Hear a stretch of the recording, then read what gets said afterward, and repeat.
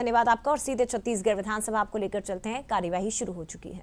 करते हैं इंडस्ट्रीज पे जो पॉल्यूशन प्रदूषणकारी जो भी उद्योग है उस पर पेनाल्टी करते हैं, फ्लाई एश पर पेनाल्टी करते हैं। इस तरह के जो पेनाल्टी इंपोज करते हैं उस पेनाल्टी की राशि से ही उसको हम लगवा रहे हैं। और पेनाल्टी की राशि पर्याप्त है, उसके लिए और अतिरिक्त बजट की आवश्यकता नहीं है। न ही कोई बजट, सरकारी बजट डायरेक्ट बजट के माध्यम से खर्च नहीं किया गया है। पेनाल्टी के अमाउंट से ही उसको लगाते हैं और उसके लिए पर्याप्त राशि उपलब्ध है। वैसे आपने अभी कुछ कम संख्या ही बताया है, 163 जो भी है 126। मैं ये जानना चाहता हूं कि 665 इकाइयों की जो सूची पुस्तकालय में रखी है जी, उसमें से कितनी इकाइयों का पिछले 2 वर्ष में भौतिक सत्यापन आपने कराया और कितने इकाइयों पर मानकों का उल्लंघन करने का आरोप पाया गया?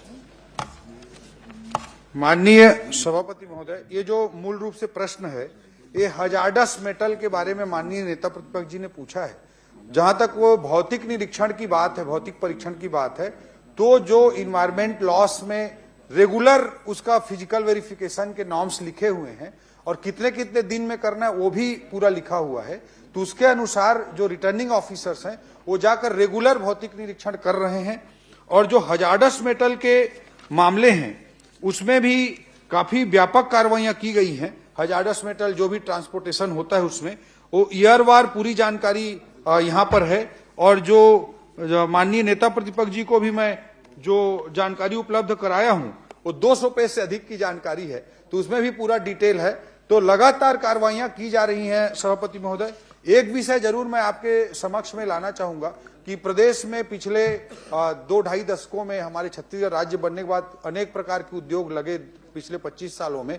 तो उसमें एक विषय होता था सभापति महोदय कि जैसे कई जगह आरओ ऑफिस हैं जो पर्यावरण विभाग के, उनका सेटअप बहुत सीमित होता था। तो बहुत कम जगहों पे वो बैठते थे, जैसे जांजगीर जिला, शक्ति जिला, माननीय सदस्य का जो क्षेत्र है उनमें आरओ नहीं बैठते थे। 25 साल से ऐसी व्यवस्था नहीं थी, जबकि इन 25 सालों में बहुत सारे औद्योगिक गतिविधियां वहां बढ़ी हैं। तो मैं आप